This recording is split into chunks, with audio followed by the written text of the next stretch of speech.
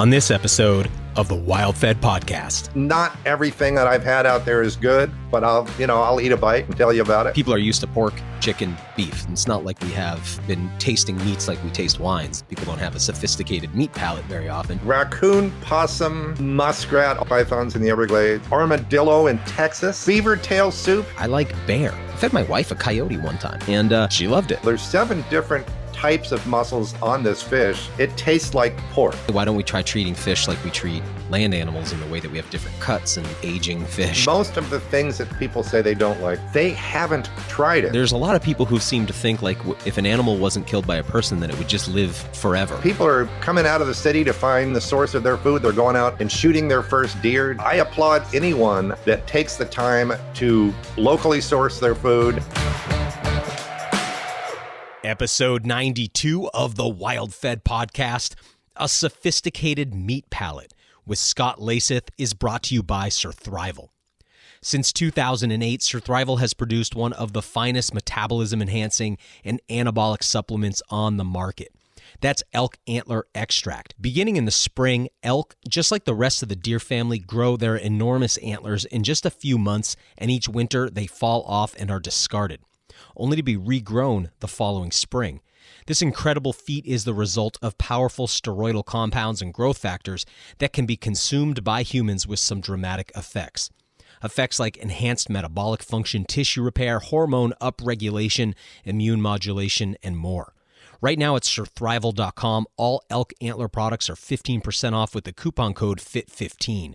That includes Taboo, Surthrival's chocolate love elixir, which in addition to several aphrodisiac herbs, is rich in Surthrival's unique velvet elk antler extraction. Again, go to surthrival.com to learn more about Surthrival's Elk Antler Extract and to get 15% off all Elk Antler products with the coupon code FIT15. If you're drawn to hunting as a rite of passage, then you need to check out sacredhunting.com. There's so many new or potential hunters that want to develop ancestral skills and an intimate relationship with wild animals in the landscape, but who aren't drawn to the commercialization of so much of modern hunting culture. But sacredhunting.com and its founder, Monsell Denton, are different. Sacred Hunting provides a space for new hunters to learn to stalk, harvest, and field dress animals in conjunction with indigenous-style ceremonies that introduce you to hunting in a more intentional and spiritually connected way. Monsell and his team will guide you through beginner hunts, and more advanced hunters will find unique opportunities available across the country and globe, like axis deer hunts on Molokai in Hawaii, and even a northern Siberia hunt with the Nenets people coming up in 2022. There's only a few spots available per hunt, so go to sacredhunting.com and complete their 2-minute application. Discounts are available when you let them know you heard about them on the WildFed podcast. Again, go to sacredhunting.com and learn more about Monsell and Sacred Hunting on episode 59 of the WildFed podcast. I'm Daniel Vitalis, and you're listening to the WildFed podcast, a show about reconnecting with nature through hunting, fishing, foraging, and food. WildFed. Food is all around you. Scott Leysath, the sporting chef, has been in outdoor television for 2 decades now. He joins us today to talk about a topic that's near and dear to me: eating species that many others perceive as inedible or at least unpalatable. His show, Dead Meat, on the Outdoor Channel is about cooking the weird and wild species that most don't consider food, or at least that they've come to regard as somehow less than appetizing.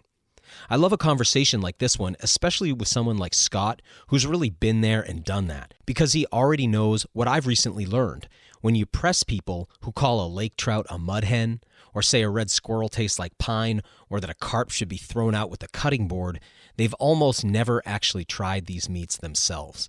Scott is helping hunters and anglers appreciate the animals that, for too long, have been called trash species, and he'll tell you honestly when he sincerely agrees that something isn't good. Because sometimes the rumors are true, though even then, people are usually exaggerating. This is a fun conversation. I think it'll inspire you to think outside the box about potential protein sources on your landscape. And there's some good leads in here for intrepid wild food adventurers that might just lead to your next meal. A meal that might surprise the folks around you who said, "You can't eat that." So go prove them wrong. Try an iguana, or a pigeon, or a raccoon, or a groundhog. Done right, all four are delicious and deserve just as much respect as a deer or a dove or a duck. In other words, it's time to develop a sophisticated meat palate. Scott Leysath, welcome to the show. Good to be here. I got to get up to your neck of the woods later on this year too. You ever been up here? I have, but I have not done a TV show. We need to talk about doing a dead meat show with you up there. Yeah, I'd love to do that. It's funny because I kind of gone through my catalog of, weird things that I like to eat, and I check and it's like, yeah, they did that show. They've already done that. Yep, they've done that too. I'm like, I'm running out of the unusual to put on the menu, but I think I could probably find something. Man, tell us a little bit about your background. You have been in this game for a while, haven't you? Yeah, I've been doing it for a while. I was started on HGTV in the late 90s on a show called Homegrown Cooking with Paul James.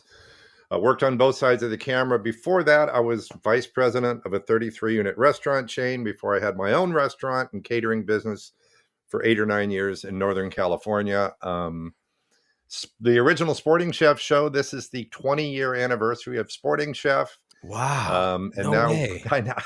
I know. Wow. Yeah, I'm the old guy. I'm the new guy.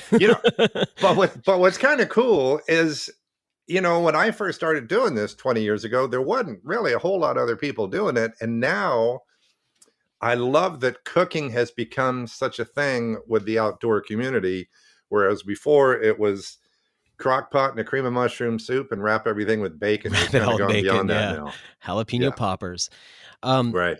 You're working on more than, I want to come back to what you just said because I think that's an important point, but just you're working on more than one show at a time right now. I mean, I know you from Dead Meat, which, we had the honor of kind of opening for you Monday nights on Outdoor Channel recently. But you're involved in the Sporting Chef, and then you're involved in the Fishmonger as well. We produced the Fishmonger show, and I have host and produced the Sporting Chef show forever. We've been on Sportsman Channel since they started, whenever that was, 15 years ago, kidding. whatever it is. Okay. So we've seen a lot of changes, and we've seen how the production quality has greatly improved across the board. When we first started doing outdoor TV, it was whoever had a handy cam and $100 a week could be on TV. Yeah. And I think that public, now that 12-year-olds can edit TV shows, I think we demand a little bit more now. Right. And they could do it pretty well, actually, too, right? Yeah, they're good at it. That's who I ask. You brought up a minute ago how the industry's changed with this focus on food. And I'm sure you've seen some of the research, like when you ask the non-hunting public how they feel about hunting, it seems like if there's a food drive behind it, then the public's pretty supportive. And most other reasons, sporting heritage, things like that, those don't rate so popularly anymore. I'm curious though, like the trajectory of the last 20 years, what you've seen, how you've seen it change. Like, you kind of joked about how food was done before, but what was driving outdoor TV before? Was it more of a sporting approach, or because now you're seeing that food piece become such an important part of how we share what we do with the public? What I saw before is, it's somebody shooting the same deer every week or catching the same largemouth. And and there are people that can watch those shows every week. My attention span's a little shorter than that. So I noticed the food started making an impact, and I think it had to do partly with the producers needing another sponsor. And so they would find a food related sponsor, and it would look like kind of a forced segment. How do we include this person's product? And then I think from there, people started taking it a little bit more seriously. And instead of just, as I mentioned, throwing things in a crock pot with a can of cream of mushroom soup, they started going beyond that and showing people, now we can watch TV and see people break down animals. Whereas before, I'm not sure how well received that would be.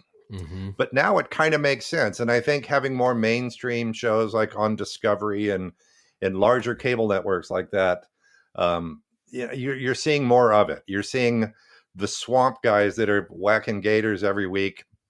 So I think it's become a little bit more accessible. But the food thing for sure is the broader audience. And, you and I are both part of the same block from time to time. Outdoor Channel has their Monday night food thing. And People are into it. Cooking in general, people are into more than they were, I think, 20 years ago. You've never heard of a Chipotle anything at a fast food place. I think I blame Food Network. Emeril Lagasse, who had a 1 hour show, a primetime show, cooking show. That's not easy to do. And you know as well as I do that to do 5 nights a week, a 1 hour cooking show, live cooking show, that requires an awful lot of skill. But it also, Emeril invaded our homes every night, 5 nights a week. Food Network, you can't just cook the same thing every week. And I think that has really changed the way we look at food, whether it's wild game or a piece of chicken we bring home. It seems to me like the culinary world and the chefs are driving a lot of this too, because I grew up in an era when, if you had asked what's American food culture like, I mean, I'm sure you remember it as well as I do. It was sort of a desert for a while. It was like a lot of heavily processed food. I mean, we didn't really have much food culture. Now we're in, here near me in Portland, Maine. I mean, we're considered one of the, it's hard for me to believe as I say this to you, it sounds ridiculous, but that we're one of the food hubs of the country right now in Portland. And or we're, prior to all the restaurants kind of closing down.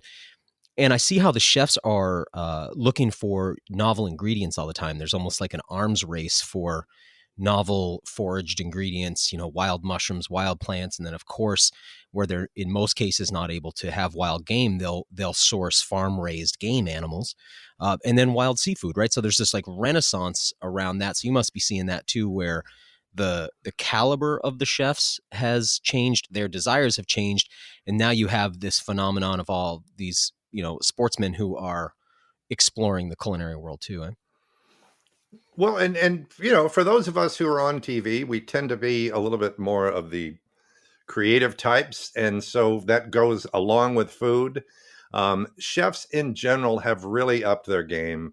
With the pandemic mess that we have right now, there's a lot of chefs that need work but aren't working because, well, for whatever reason, I'm hoping the restaurants get back to normal. But locally sourced food, locally sourced fish, people are coming out of the city to find the source of their food. They're going out and shooting their first deer just to kind of be a little bit closer with the source of their food.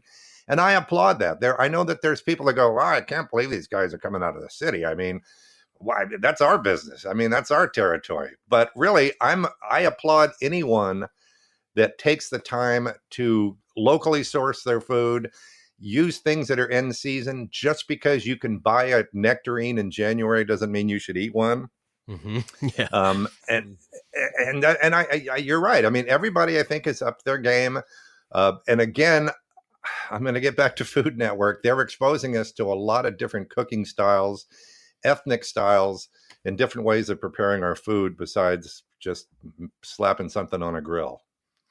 Tell people about Dead Meat specifically and the theme of that show, because that's very interesting to me. I'm somebody who, God, I love venison, of course, but I like bear, a lot. And I meet a lot of hunters who are like, bear? I don't really eat bear. Like, I like eating iguanas. Like, I don't just do it for novelty. I actually enjoy eating iguanas or, suckers or alewives. Like, I'm really drawn to a lot of the stuff that people maybe don't think as much about. And in particular, too, looking at something like CWD, where you see, wow, man, I mean, what's deer hunting going to look like in 10 years, 15, 20 years? Sure. Will we be eating venison still? Like, I want to continue to hunt and feed myself this way. So, I'm interested in a lot of the obscure, and your show fills a niche that it's pretty unique. Well, and this was a show. So Sportsman Channel was bought by the group that owns Outdoor and Sportsman Channel both now several years ago. And that's where the Dead Meat show started. It was actually the president and CEO of Sportsman Channel at the time, Gavin Harvey, had said, I want to do this show. And he asked me to host it.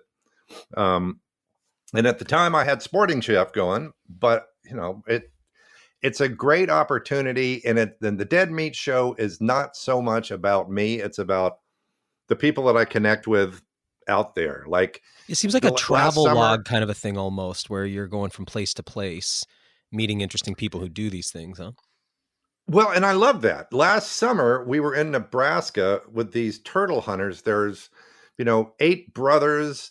They're 3rd and 4th generation turtle hunters. And we're and they're going through the swamp with pitchforks, hoping to hit the shell of about a 25-pound snapping turtle. This is what they do. It's a town of 300 and something people. In the middle of the pandemic, they didn't even know the pandemic existed. Dude, what I like about that episode too, I want to say they're wearing sneakers and jeans. I mean, you're waiting for like the new Sims waiters, and the Gore-Tex, everything. These guys got like ZZ Top beards, the smoke in their ear, and they're just like down home in there. And I'm going, how? I mean, I've eaten snapping turtle. I like it. I remember feeling like there was many opportunities to lose a finger. So the idea that they were in there like that, just reaching down to grab them when they'd poke them with that pitchfork, blew my mind, actually. Well, and it's funny, the grandpas told every one of those kids the snapping turtles don't bite when they're in the water. And every one of them has been bitten by a turtle underwater. And, the thing about the turtle is that was just such a cool show. As we're breaking down the turtle, I see a dog walking by with a turtle shell in his mouth. There's ducks and chickens that are picking the meat off the shell that's been upside down.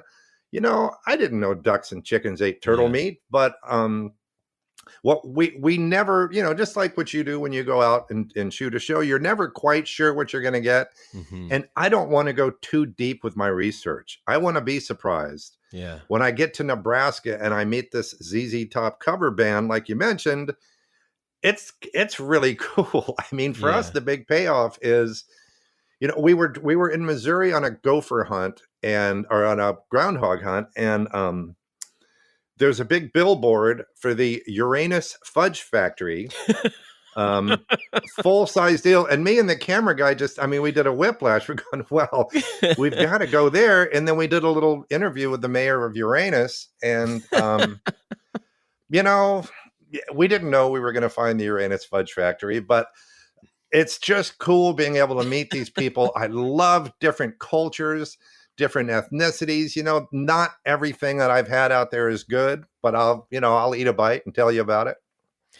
That's an interesting thing there. I want to address the everything tastes like chicken story because, I know I do a lot of plant foraging and I'm into a lot of wild plants. So people will always ask, and they want you to compare, like, let's say a wild fruit that you're telling them about. And it's the same thing. It's like you got to pick from, apples, bananas, and oranges because it's all most people have ever had. So similarly, when you talk about, people are used to pork, chicken, beef. So if somebody's like, what's bear like? It's like, well, I guess it's got a beef-like quality, but then there's a pork-like quality with the fat. You got to compare to what people know, but everybody's always like, it tastes like chicken.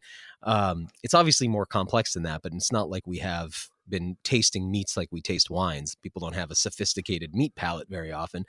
But what do you how do you think about this? Like when you're dealing with animals that are obscure to you, how do you think about preparation, or how do you think about how you'll use them? Well, and as you know, meat is kind of meat. That's what I think. The dark, stringy, like a raccoon, possum, muskrat, all has some kind of similar elements. Kind of the dark and stringy. And there are people that swear to me that possum is the greatest meat in the universe, and I beg to differ. I think a lot of these people have never had chicken because it's not all good. Yeah. Okay. If you can trap a possum and purge it for a couple weeks or whatever and feed it good food, sure. The possum that I've had, it's not great. But I really like meeting people that say that possum is great.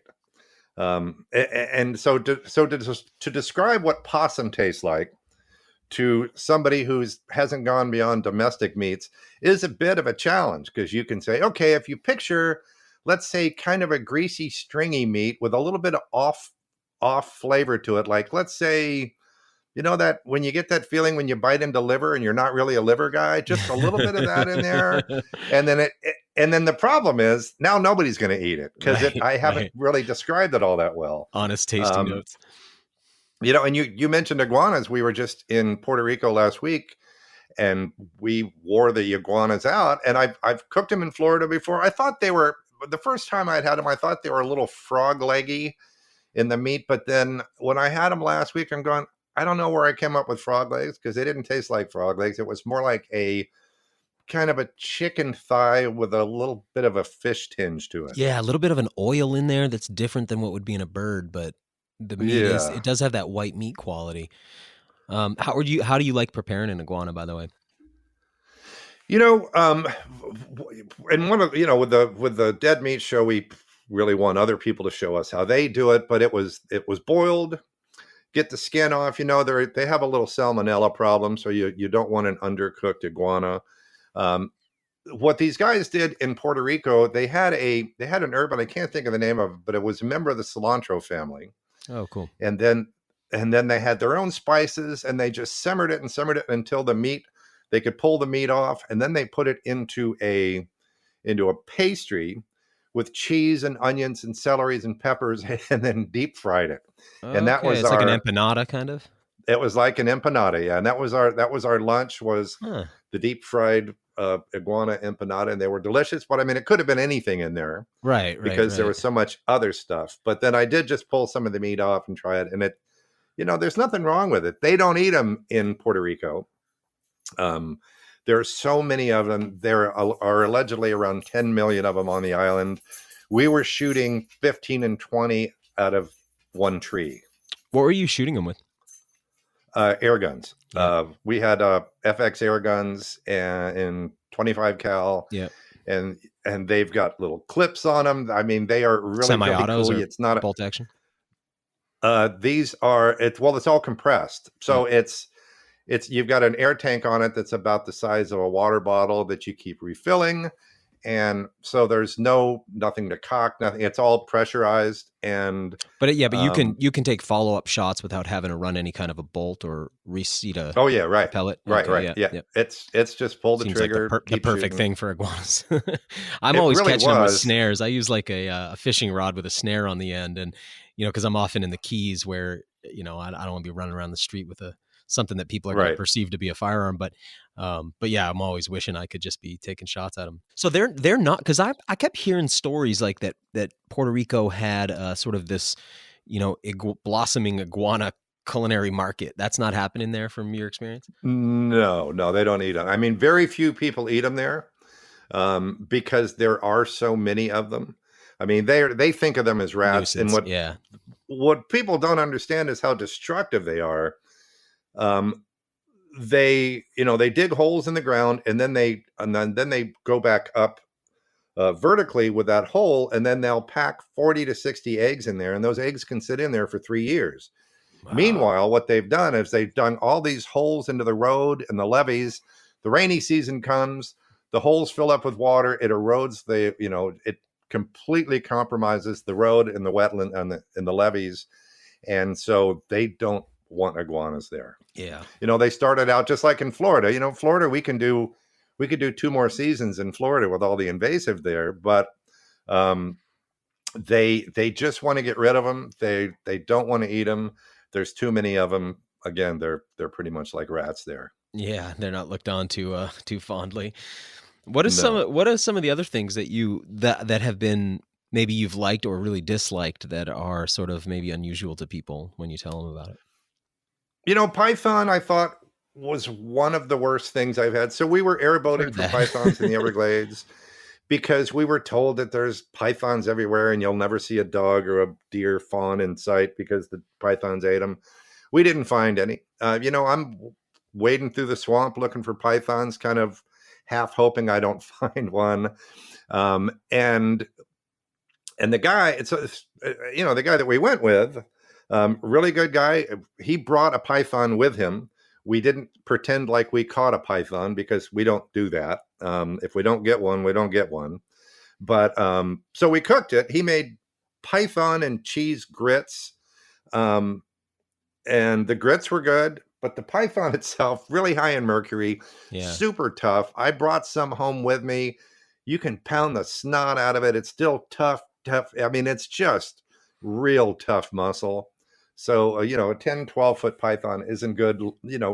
Other side of Florida, we did lionfish last year. Lionfish are absolutely delicious. Armadillo in Texas. Yeah, really? The lionfish are delicious. Yeah, they are good eating. Armadillo what's that like? They are, I mean, they're such a strange looking animal. They really are. And they're a lot faster than they look, too. If you've Okay, no ever kidding. tried to take a poke at one, they're pretty. We ran into some at night when we were hunting for raccoons in Texas. And, they call it possum on the half shell. And it's the only animal that can transmit leprosy to humans. I was going to say, yeah, they carry leprosy, right? There's the whole Hansen's disease thing. So you do want to make sure that you cook your armadillo all the way through. We were in Mexico on a duck hunt the following year, and I asked some of the locals there some of the things that they eat.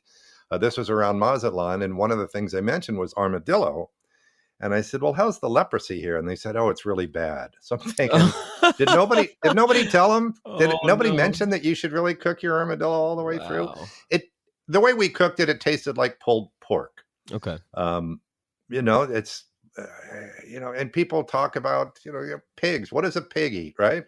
If you are what you eat, why does bacon taste so good? Yeah, right. Because pigs are not known for being all that discriminating when it comes to eating, right? Oh, that's funny. I'm wondering about, this is going to be like a politically incorrect question, I guess, but you ever eat bat? Because after this whole thing's happened and, people are all up in arms about bats and pangolins, I'm a little skeptical of that story personally. But, to me, it's like, I'm like, I wonder how bad it is, We'll get right back to the show in a moment. But first, have you ever thought about your light diet? We think about the food we eat and the water we drink, but what about the light we consume each day and especially at night? It's important because our light diet, or the light we consume through our eyes, is like a kind of electromagnetic nutrition, and it influences our circadian rhythm and hormone production. Our bodies need that crisp blue light of the early day to set our circadian rhythm.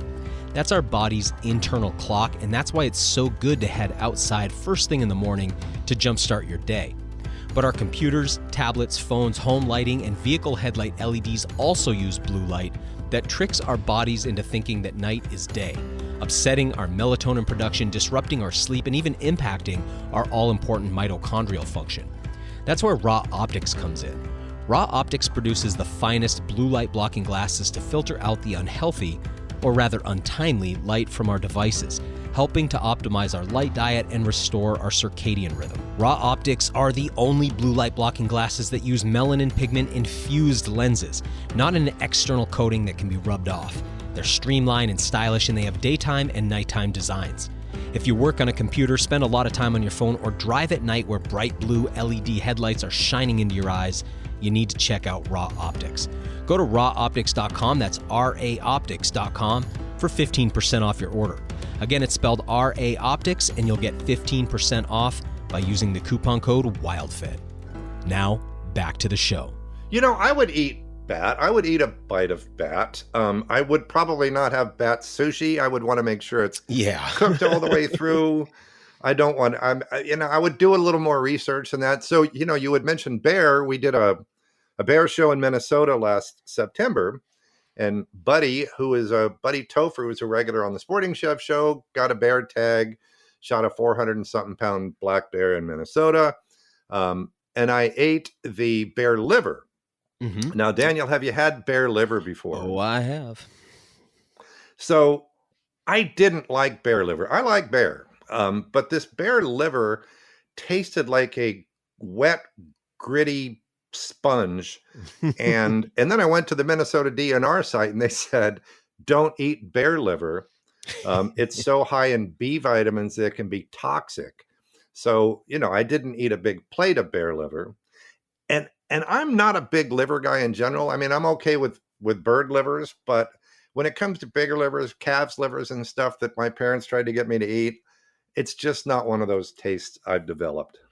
Something I think about a lot, Scott, is how, if we went to the farm to get a hog, let's say, and we're going to eat that hog nose to tail, you're talking about an animal that's like a year old, and that liver has not been processing industrial pollution and agricultural pollution for however long that bear was, right. Some of the bears that I'll take will be 13, 14 years old. And it's like, sure, that, I hope nobody wants to eat my liver. I've been around a little bit. I mean, you kind of it makes more sense to me with an organ like that it's going to be really nice when, if it comes out of a button buck. But if you got a Yep. 7-year-old buck, that's been eaten on ag fields all the time, do you really want to eat that liver? It's all, so I think that's one of the components, because some of the animals we eat, I think with fishing's where you see it the most, where you get a fish and like here we've got, I think they call them a rockfish up in Alaska. We call them redfish, one of those groundfish with the big bulgy eyes. Right. When you get one like 9-10 inches long and people are like, that thing's 45 years old. It's just like really, really amazing, I mean, because I can't think of any animals out of the domestic stock that we would eat when they're old. We typically eat them when they're quite young, and that's got to have an impact. So it makes me wonder what like a bear cub liver would be like compared to a big old bruiser, I'll bet a bear cub liver would be delicious. Pretty good eating, probably. Right? I mean, younger female in general, as you know, is across the board seems to be the better eater than an old male anytime, right? Yeah, that's kind of how I feel too. What's some stuff that you really have liked? Beaver of the toothy furry critters. So I love it. Beaver tail soup. Have you done the blistering the beaver tail? No, I actually have not done the tail, no. So you take the tail and you burn it over an open flame like you do a bell pepper. You char it, you scrape all the charred stuff off, and you chunk it up and you make a stew with it. It's incredible. It's fatty and meaty, and you got a little trichinosis thing going on with the beaver, so you want to make sure you don't want an undercooked beaver either. But the meat itself, I thought was kind of sweet beef-like. I thought it was infinitely better than a lot of the, like a muskrat out of a pretty swampy area is going to be kind of muddy and dark. And that beaver itself, I'd do that anytime again. I want to get some more beaver tail just so I can make that soup again. They get those big fatty hams, really nice, right? Just delicious hams. I think they're backstraps. They're thin, but there are some of the finest steak. And I'm curious, trichinosis, because they're plant eaters. I'm curious, what is it trichinosis or is it like giardia you're thinking of? I thought it was trichinosis with the beaver, but you're right. So, because I have eaten them rare. Now I'm like, uh-oh. But yeah, man, the backstraps rare are so good. I really, really like them. I was watching an episode of yours where folks were eating raccoons, and and that was funny to me to watch, because like you said before, I do find that meat is like meat. I fed my wife a coyote one time, and she loved it. It just tastes like meat. But if you tell somebody what it is beforehand, right, so I'm watching one of your producers on the show get all squeamish about raccoon, but it seemed like everybody was liking it. But it was like if they knew what it was. She didn't need anything. She was not not a real broad spectrum of things she does eat. So that's why I wanted her to eat it, because I knew she'd make a face. But I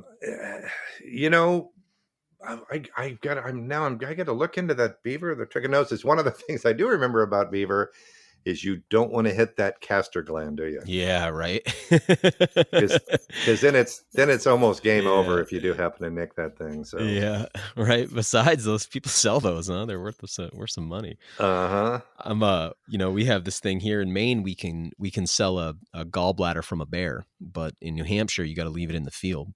And I hunt right on the border because I live right there where the two states meet, and so it's all, you always got to like remember which is which, but it's one of those things where you got these little side markets, like skunk glands, bear bile, like all that stuff.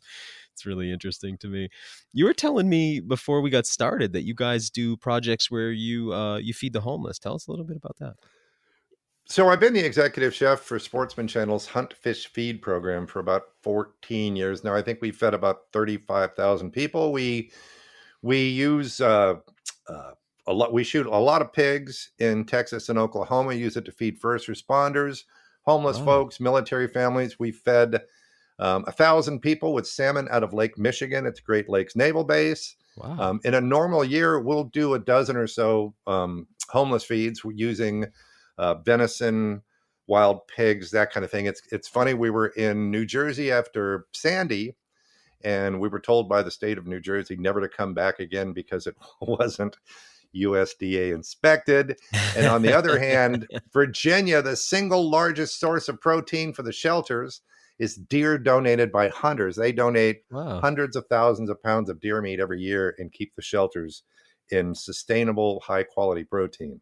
Man, I wish people knew more about that. That, that's a really nice like bit of PR right there. I really like hearing that.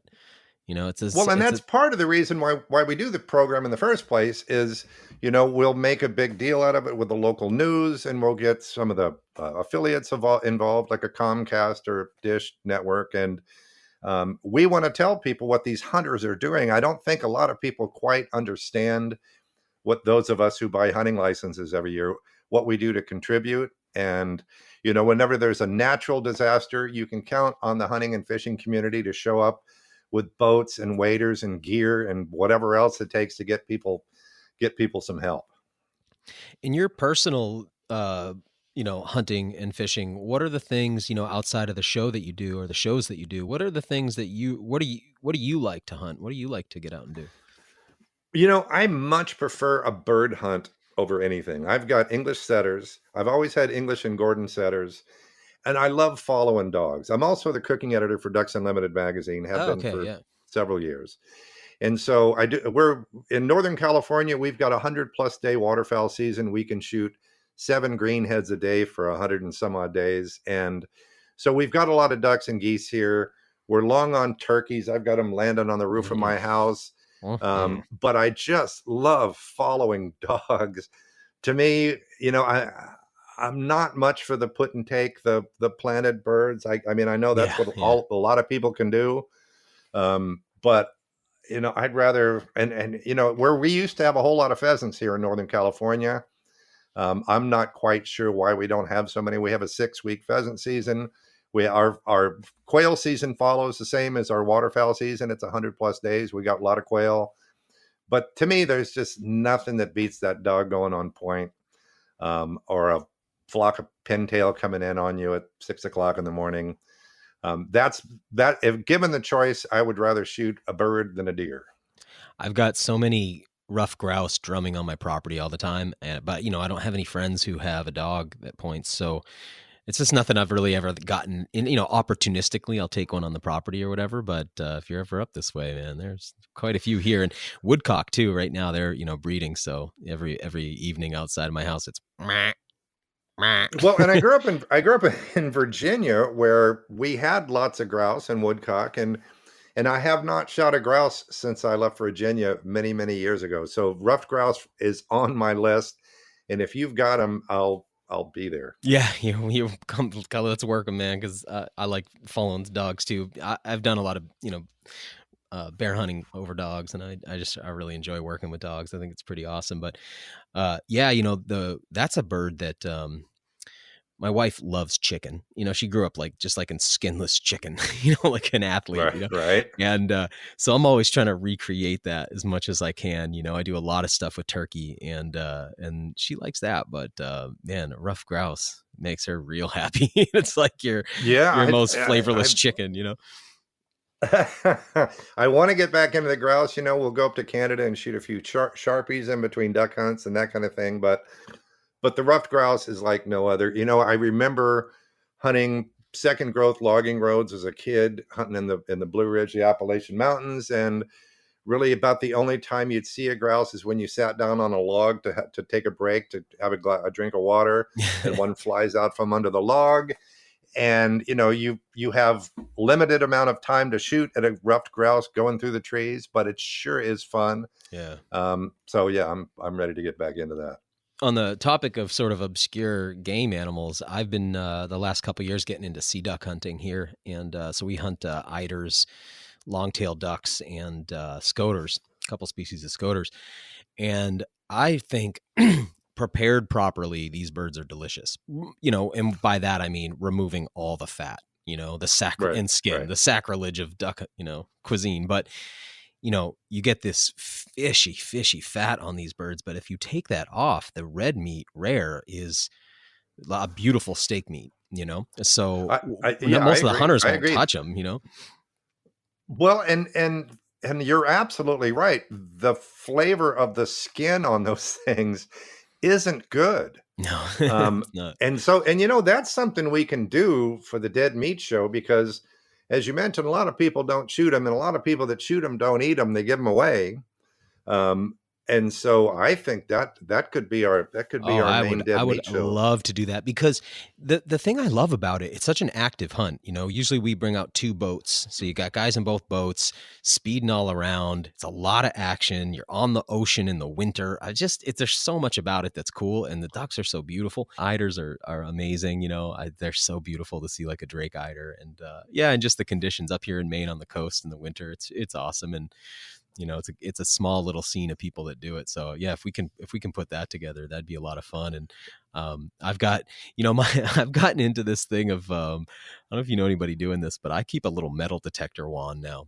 And whenever I got a bird that's been shot with shot, I check that thing, especially with the steel shot, Right. So I get them back, I get them breasted out. I keep the legs too, which I use. And then, check that meat for pellets. If there's none, then I cook it like steak, man. And I'd love to do some cooking with you for that. So. And what's a good time of year to be there? It's kind of funny you talk about Maine. In California here, even in my northern California, around September, when it gets to about 70 degrees, everybody starts complaining about how cold it is. So I'm guessing I'm going to need to bring a few January. extra clothes. Yeah, December, January is when we do it.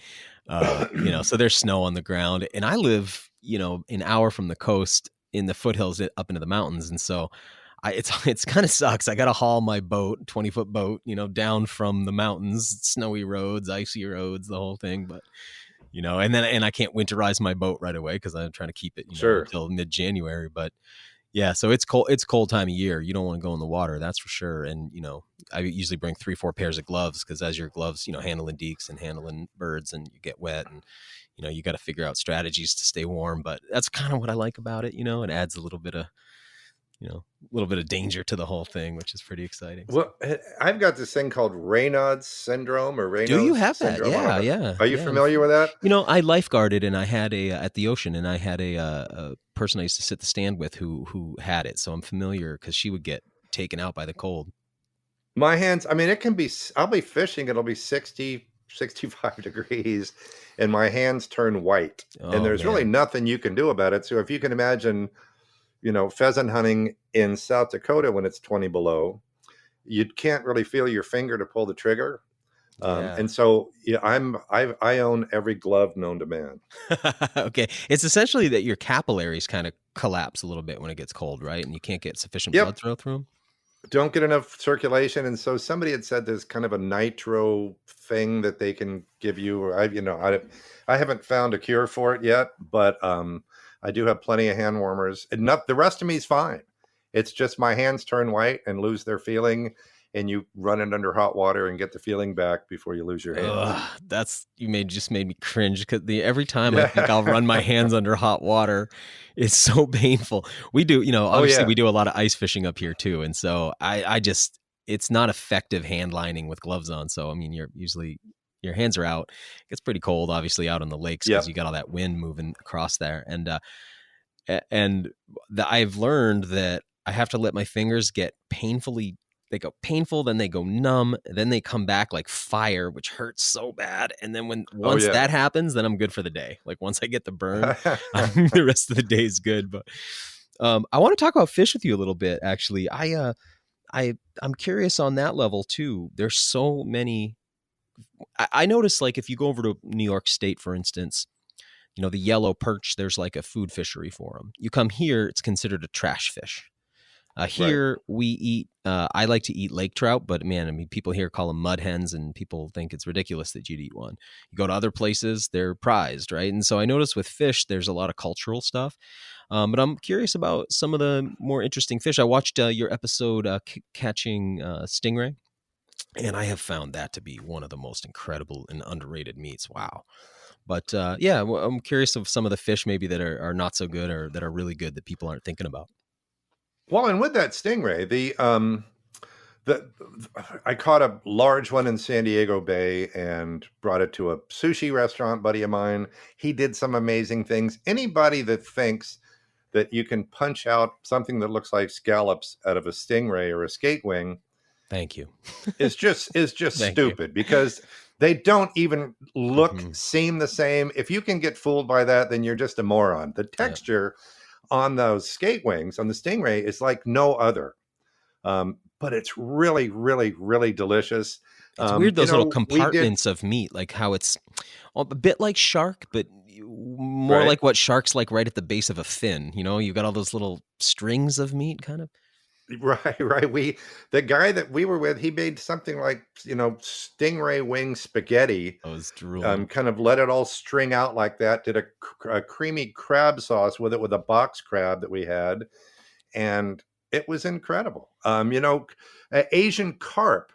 We did the Asian carp thing in Illinois, and you watch the YouTube videos where they're flying out of the water and hitting people in the back of the head. It's unbelievable. It's exactly like that. It really is just like that. Oh yeah. So it's unbelievable. You start going down the river and you start seeing these, 15-pound carp flying out of the water. And so you just start doing hard circles. And you're trying to shoot a flying carp with a bow while a boat's doing hard circles. And it's not a real good percentage shot. With a bow fishing rig?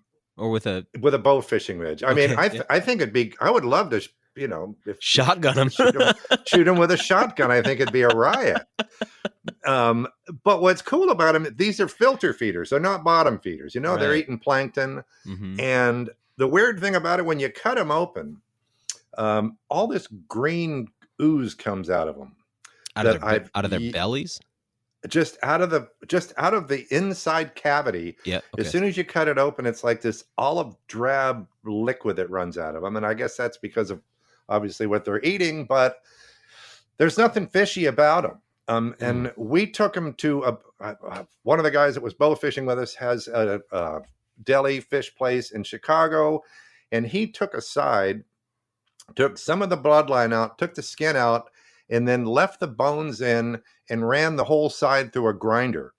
Okay. And did two different plates. So it got to be pretty fine ground at the end. And so any of the bones that were in there, and I've done the same thing since that with American shad, but any of the bones that were in there got ground up, made fish cakes out of it. Absolutely 100% delicious. Oh. Nothing funky about it at all, because these, the Asian carp are more lighter, whiter flesh. It's not like the common bottom feeding carp. And that surprised the heck out of me that they would taste so good. And with the bony fish, you do all these little things, whether you smoke them or pickle them or whatever, to try and get rid of the bones. Just grind them up, whether it's a shad or a Asian carp or something really bony. It's just calcium, and the bone turns into nothing, and you can make a great fish cake out of it without wasting a whole lot of fish. Yeah, maybe I'm going to try that. We've got our alewife run coming up, probably starting any day now. They come running in from the sea to get into ponds and lakes, and we dip net them. And I've been going through the process of pressure canning them, and then I go from pressure canning them to making like kind of a tuna fish salad type thing out of them to beat the bones, because the network of bones in them, you feel like there's more bones than meat sometimes. But maybe that's the solution to it, because I also the same thing with suckers, where it's like they got those wide bones and they can be a real pain, and I end up, trying to cut them into little cubes so I can fry them and try to break up those bones. But yeah, maybe I'll give that a try. I watched an episode of The Fishmonger where he was cutting an opa, and I wasn't even really aware of the existence of that fish. And I got a little obsessed after seeing that and started trying to figure out, like, how do you get involved in that fishery? Are you familiar with the episode I'm talking about and know anything about that fish? Oh yeah. Yeah. I mean, I'm either directing and or running a camera during all the Fishmonger shoots. Got it. So I'm there, and I've known Tommy, the host, the Fishmonger. I've known him for about 18 years. Okay, man, he can cut a fish, huh? Wow, watching him cut that opa, break that opa down, was awesome. It's an awesome video. There are a lot of the guys in San Diego that we're working with are exceptional fish cutters.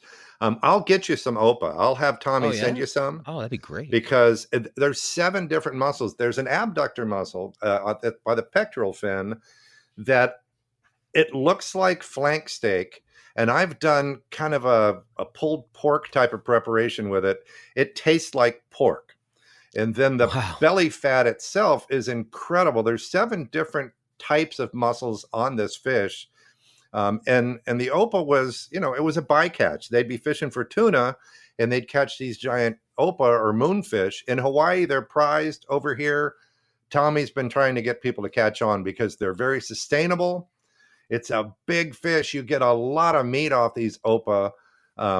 It's very deep water, pelagic species, but they're delicious. And if I'm telling you, I was doing a consumer show with Tommy when I did the opa pulled pork type preparation, put it in little sliders with some slaw on top, and it tasted just like pulled pork. And it's fish. That's crazy. Yeah, what a beautiful fish too. I mean, at least when they first come out of the water, they got that almost look like you're looking into the cosmos or something, the way they have all those little dots of light on them and that big flat body of theirs. But is there a fishery where they target them, or are they sort of opportunistically caught when deep water, doing deep drops and stuff? Yeah, it's a mixed catch. It's when they're catching it when they're fishing for something else. Okay. Because I started looking for guides. I was like, who goes out after them looking for a boat, And I'd found some stuff in Hawaii that said sometimes they catch them, but I was hoping I'd find somebody who targets them specifically, but it seems like that doesn't really exist right now. Yeah, I don't think you can. I mean, I think you could. I mean, you can do anything you want, but I don't think you'd be all that successful. But on my side of the country over here, if you go down to San Diego and, if you want to go out for a few days with those guys, you've got a decent chance of catching one. But most of the ones that I see aren't caught by the sport fishing guys. They're caught by the commercial fishing guys who are looking for tuna. There any other fish like that you've been running across that haven't really made it to the American market yet, but are really up and coming and still real sustainable underutilized fisheries? Monchong. Are you familiar with Monchong? No. We did a full episode on Monchong for the Fishmonger show, and it is a Monchong.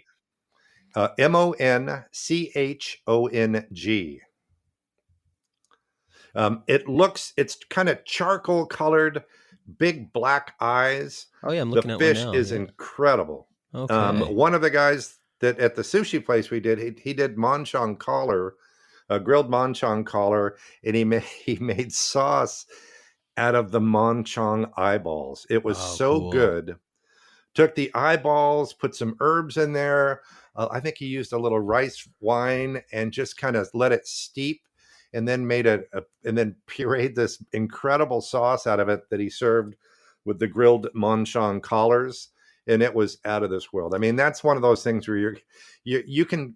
Some of the chefs that I run into around the world, it's humbling.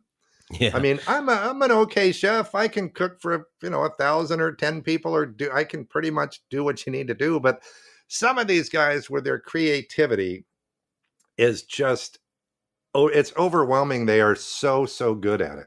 It seems like in the world of fish cookery, there's sort of something happening right now. I know who's the guy, Josh Nyland, maybe out in Australia, who's got a book out. Like he's got his whole thing is like fish butchery, and he's talking a lot about he's aging fish, and he's doing all these things that saying, hey, why don't we try treating fish like we treat land animals in the way that we have different cuts, and this thing you brought up about the collars. It's been really cool to watch that catch on, and I find when I'm eating a fish collar, I mean, you want to get the character of the flavor of the fish. I mean, it's in the collar very often, right? That you get these like a good sense of the taste of the fish. But this fish, Monchong, where are they in the water column? Where are they in the world, and where are they in the water column? Again, it's a deeper pelagic species. That's a mixed catch. It's a bycatch, and it's kind of between San Diego and Hawaii is where the guys that I know are targeting them. And I don't know that you have them in the Atlantic side, but the fish is incredible. Nobody's ever heard of it. And it takes people like one of the things that Tommy Gomes, the host of the Fishmonger, does is he does social media posts all week long. He goes, hey, the Anthony G is coming in. They've got tuna, opa, Monchong, etc. And then what's going on in San Diego now is what's going on in a lot of parts of the country is that you're meeting the guys that are catching the fish. That's awesome. You're not looking at a shrink wrapped frozen tilapia from Vietnam. You're going down to the dock. And what's cool about it in San Diego, about 5 years ago, pre-pandemic, they made it okay for you to go down to the dock and buy fish directly off the boat. So Oh, you can go good. down Saturday mornings at the dockside market in San Diego or other times during the week. You're buying tuna loin, trimmed tuna loin, just caught, $10 Wow. a pound. Opa, Wow. $6 a pound Oh for my trimmed gosh. opa. Oh my It's gosh. crazy. I know. So Wow, that must be you're nice for the meeting boats though too, to be able to cut the it's middlemen out of their equation. well, sure. So they can pass on the savings directly to the consumer. The consumer wins. The problem for them is that the restaurant closure really cut into the amount of fish they're going to get rid of. However, they're not paying the wholesaler, the retailer. Everybody's getting a piece of that fish once it gets to the dock. But if you can buy it from the dock directly from the fisherman, not only that, you can meet these guys and they'll tell you about how they caught it, where they're going next. And it puts a story behind the fish. Yeah. So you're not just looking at this shrink wrap trimmed piece of whatever at the grocery store. You know where it's coming from. And one of the messages that we try and convey in the fishmonger is to buy locally sourced, support the American fisherman, support the American rancher farmer. That's what we want. Take a look at the country of origin. It's a Yeah. lot of people say, look at this tuna I bought, and hell, the tuna came from Tahiti. We don't need to go to Tahiti to get our tuna. And if it's pink, it's had smoke flavor added to it, smoke coloring. We color our salmon, our farmed salmon, and things like that. And so, what I do when I go to the store, and I'm sure you do the same. You don't say, I'm going to go get a piece of salmon. I'm going to go to the store and go, I'm going to go see what looks good. Yeah. Um, Right. So That's what I find hopefully funny when people are always cooking recipes where it's like, somebody gets a recipe, they're like, I'm going to make this weekend. It's like, how do you know any of those ingredients will be fresh this weekend? You go to the store, Right. you're like, I need peppers. It's like, well, what if the peppers are garbage? I'd rather not eat peppers and wait till they're good. I don't want to eat a tomato right now because Yeah. it doesn't taste like a tomato. Exactly. Yeah, that always baffles me. And also what you were saying before about connecting, with the fishermen directly. I have this thing I've been exploring this idea lately where I noticed that the more money you spend on a meal, the more of a story will come with the meal. So as you go to higher and higher end restaurants, wine is this is a great example because once you get to a certain price point, they're going to send somebody to the table to tell you a story. And it's going to be an ecological story, and it's going to be about place, and it's going to be about time, and it's going to be about sun and minerals. And, and I find similarly when you start to spend a little bit more money on your ingredients, there's a story there. There's a place involved in it, and with the cheaper the food is, like when the food's cheap, you don't even want to hear the story. So I think that, there's never really been a time in history before the last 200 years where, all of human history, there was story associated with your food. We're like the first couple of generations of people who don't even know the story of our food. And that's like a historically unprecedented thing. And it seems to me that people really are craving stories now about food. It's like without that, it's just so empty and cardboard like. Right. It's a fast food drive-in, and I don't do fast food. I don't go to those.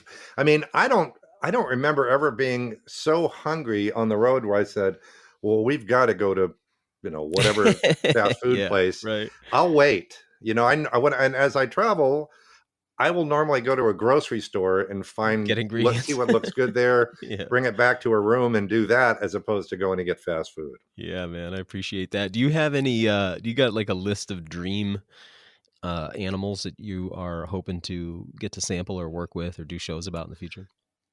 I haven't missed too many. I want to go to New Zealand. That's number one on my bucket list. Haven't been there yet. The African animals are all exceptionally good. Oh, are they? I just want to go see New. In Africa, in South Africa, every piece of meat that we had, I was there for 3 weeks, and every piece of meat that we had was, they would marinate it in olive oil, garlic, salt, and pepper for 24 hours, throw it on a screaming hot real wood grill, cook it rare to medium rare, boom. The meat spoke for itself. It wasn't nothing disguised any flavor. It was some of the best stuff I've ever had. My wife, who annoyingly enough doesn't eat a lot of wild game. Her favorite by far was the zebra loin. Oh, So wow. I would have thought zebra loin would have She'll been never a touch little bit that. tougher. Yeah. She loved it. She That's said, cool. "This is incredible," but she didn't have any choice. I mean, either eat the zebra loin or you don't have dinner that night. Yeah. But now, New Zealand, just in general, is number one on my bucket list. For fishing and Those hunting and big those eels kind of that things. the Maori are into have always, that's always had. Uh-huh. I'm very interested in that over there. But I also noticed when you start looking into that area of the world, there's a lot of really unique crustaceans over there, stuff that I'd never seen before. When I meet people from there, they show me Right. pictures of stuff that's like, but what over there? What was the bird they used to have there on New Zealand? The indigenous eventually wiped it out, but that giant moa, Was it the the giant dodo? moa. No, the moa. It The was like, I mean, moa, that right. thing was like bigger than an ostrich. That's gone now. But anything over there in particular you're wanting to try, or you just want to kind of go explore the culinary landscape? No, I just want to, and you can shoot things there that anything that competes with sheep, I think, is kind of wide open. And I'm not really a quantity guy. As much as I enjoyed shooting all those iguanas in Puerto Rico, I don't need to shoot a limit of ducks to feel like I've completed my day Yeah. if I'm in a duck blind. I do know guys that are numbers guys that will tell you exactly how many birds they shot, when they shot them, and they're not leaving the field until they shoot 7 ducks.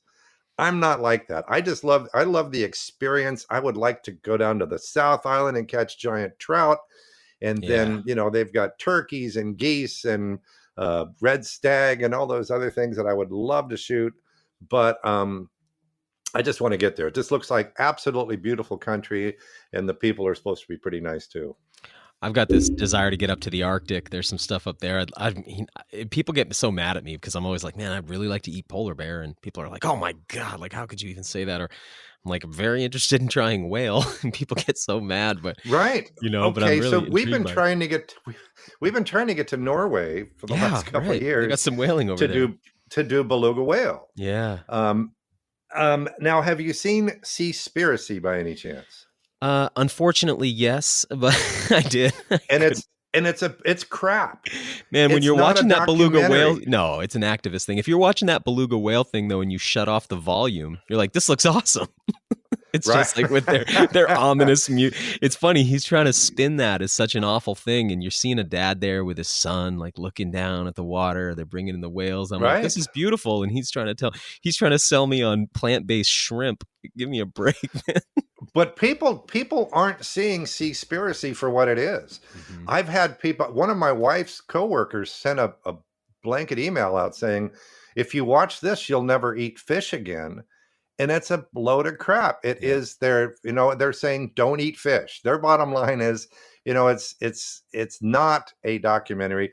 And they also make it look like the American fishermen are involved. They don't say it, but they also don't exclude them. Exactly. At one point, they've got a graphic with a big American flag flying, and they said 1 out of 3 fish that American consumers eat has been caught illegally or whatever it is. And they imply that this is an American problem too, but it's not the American commercial fishermen. I urge people to get there's a rebuttal on Seaspiracy, and people really should hear the other side. Video based or written? I'll find it. It's video based. It debunks the whole Seaspiracy thing, because I've had so many people say I'll never eat fish again, and it's crap. The whole thing was crap, man. I was so frustrated. That there's a part where I'm sure you're very familiar with this argument, but there's a lot of people who seem to think like if an animal wasn't killed by a person, that it would just live forever. And there's the scene where he's in Japan, and I forget what it was. They harvest like 3 dozen dolphins a year or something, and he's making it sound like they're having some population scale impact, where it's like, bro, 3 dozen. It's not going to impact the population. Like, I understand you might not like that they do it, but don't try to sell me on this is so bad for the dolphins. That's just, it's not enough of an impact. But through the whole film, I was frustrated by that too, because I got a friend up here, or at least a guy I've had on the show, who is a white shark biologist, and he's spends his summers throwing harpoons with tags at great whites on the surface. I asked him, what he thought as a shark biologist about me, taking a few sharks a year. And he's like, man, in the United States, like, have at it. Have as many as they tell you you can have. He's like, the problem with, sharks is outside of the United States and unregulated waters and, all of that kind of stuff. And he said even finning's not as big a deal as people think compared to just people eating it for protein because they don't have enough food. But anyway, I thought with that film, like just like you said, they didn't differentiate. So it leaves you thinking like, oh, this is what the American fleet's doing when we are really leading the world in sustainable fisheries. So that was really frustrating. I'm glad you told me about that. Well, and we're leading the world in regulations too. The American commercial fisherman has to play by a whole different set of rules than the just international ask him guys about it. You'll hear all about it. Believe me, I've gotten an earful from the guys doing the fishmonger show. Right? I bet. Oh man, you can't hang around a commercial fisherman for more than a few minutes before that comes up. I mean, they feel pretty hamstrung by the regulation. So there's such a fine balance there. And I just, I wish people knew that. I mean, I get this stuff he was showing. I don't know how real it is, but the at-sea slavery with those Thai fishermen and stuff like that. I mean, if that's real, that's horrible shit. But I don't think that's happening here in Maine with our lobster fishermen. Like we got a good thing going. So, and we're in a place where it's like, I mean, things have happened. I mean, we lost our cod fishery, that's for sure, and we've got this, now we're out there for pollock and haddock, and I'm trying to convince these guys to eat the dogfish. They're always throwing them back over the gunnels, and I'm always trying to keep a few of them, but and there's nothing wrong with it. And I've found that most of the things that people say they don't like, whether it's a snow goose or a spoonie or carp or whatever, they haven't tried it. Yeah. They've only been told that it sucks. That's it, man. They repeat it. And they take the word for it and they go, I wouldn't eat a snow goose. That's sky carp, man. I don't eat that. And then I'll say, well, I just fed you some sky carp. What'd you think? Well, that was delicious, I don't tell them until after they've eaten it. But I mean, here we've got a lot of duck snobs that won't shoot a spoonie and I'm telling them, when things are slow and spoonies are falling on me, I'm going to shoot spoonies and I'm going to feed them to you and you won't know the difference. Yeah. Yep. Little extra prep, a little bit of thoughtfulness, a little care, and almost everything is damn good. Man, what's coming up for you? Any kind of future stuff that we should be aware of? Just more of the same. I think with the Fishmonger show, my goal is kind of do some farmers and ranchers and kind of show what's going on with them as well. Much like yourself with outdoor and sportsman channels, we want to show, we like to tell stories and we like to go a little bit deeper than just, shooting a deer or catching a fish. I love meeting the people that we're going to run into out there. We're going to be tagging sharks in Florida in June, and then we're going to go to the central coast of California for hagfish. Have you seen hagfish? No, I'm looking it up now as you say. Yeah, they're not pretty. They don't sound like it. Hagfish isn't a pretty name, really? Right? How about that, huh? Yeah, that's and it's so it's a Korean thing, and so we've got a Korean guy. Almost. He said. And he said, well, the boat I have isn't real pretty. And I'm going, that's perfect. That's good. Dang. I want your old beat up boat. I want you to show me how you do it. I don't want to go out on a fancy boat. I want you to show me how you do it and do the Korean style they prep. Eat these. They eat them. I know. It looks like that movie Dune's coming out soon, the giant sandworms. That's what the mouth. Well, I mean, who ate the first gooey duck or sea cucumber or whatever, right? Those aren't real pretty either, right? Yeah, exactly. Oh, I'm fascinated by this. This looks really cool. No, that's neat. So you're going to Korea to do that? No, I have actually Central Coast of California. There's a Korean guy. Okay, yeah. And so apparently it's a Korean thing. The hagfish is because you and I have not met anybody that I'm aware of that eat hagfish. Man, it's awesome when you're at a dock and there's some folks who've immigrated from Asia. Like it's always so interesting to go over and be like, "What are you doing?" Because it's always their ability to catch things, their ingenuity with how they do it. Like it's always divergent with a hand line, right? Yeah. Yeah, really interesting methods, and then stuff that often you'd never think to eat. That's cool. Well, and we're also learning. that there's a lot more to a duck than a duck breast. Right. And there's a lot more to tuna than the loin. And we're utilizing the whole species, which really makes sense. For years, it just killed me when people would say breast out their wild turkey and then throw the rest away and then use a bouillon cube for a recipe. Oh, come on. Instead of making stock out of that carcass. Jeez. That's so much better. But I think we're starting to figure it out. There's enough people saying it now where it's going to start making more of an impact. And I think people are going to start utilizing a lot more of what they drag home. Yeah, man. I got to say, I was digging to the bottom of my freezer the other day. My wife wasn't feeling well. She's like, man, I'm craving chicken soup. I go digging around. I find two wild turkey wings from 2016, vacuum sealed, perfect condition still. Right. Sure. Thaw them out, roast them, make a stock before, pick the meat off of it. Made an amazing soup. They were so good. And I've been grinding, actually. I've been cutting all the meat off of the bone of the carcass and the legs of turkeys and grinding it and doing burger. I mean, there's a lot there. The bones, the wings, the legs. I'm using all of that. To me, it's irresponsible not to do that. Yeah.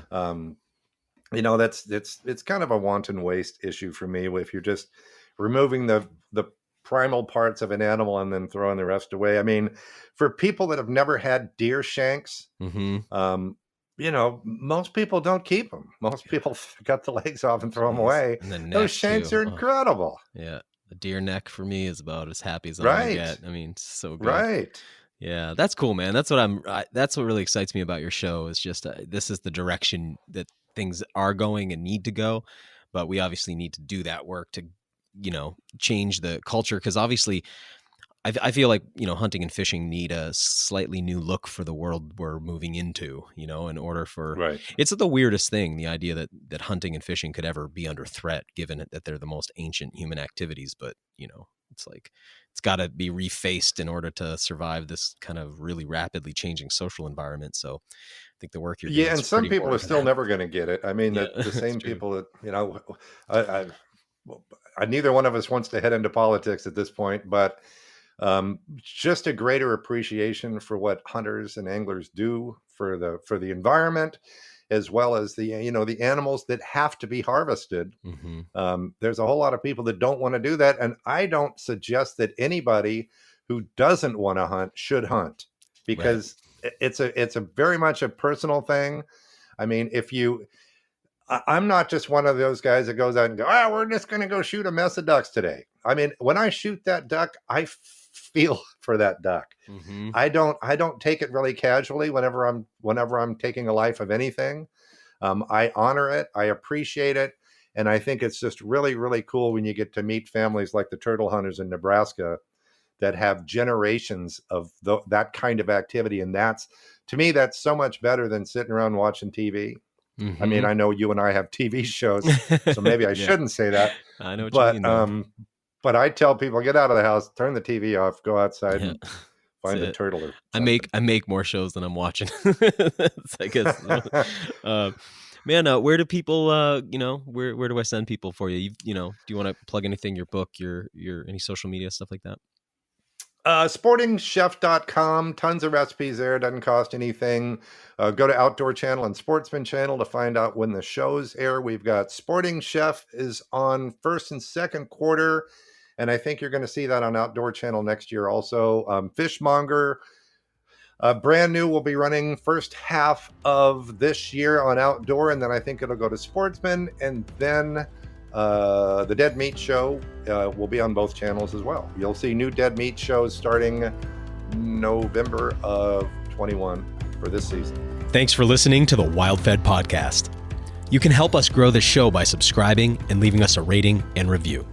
It ensures better rankings and more advertiser interest, which translates directly into better shows, more awesome guests, and a constant stream of fresh, new content. Have a question you'd like answered on the show, or a hunting, fishing, or foraging trip you'd like to host us on? Email us at info@wild-fed.com.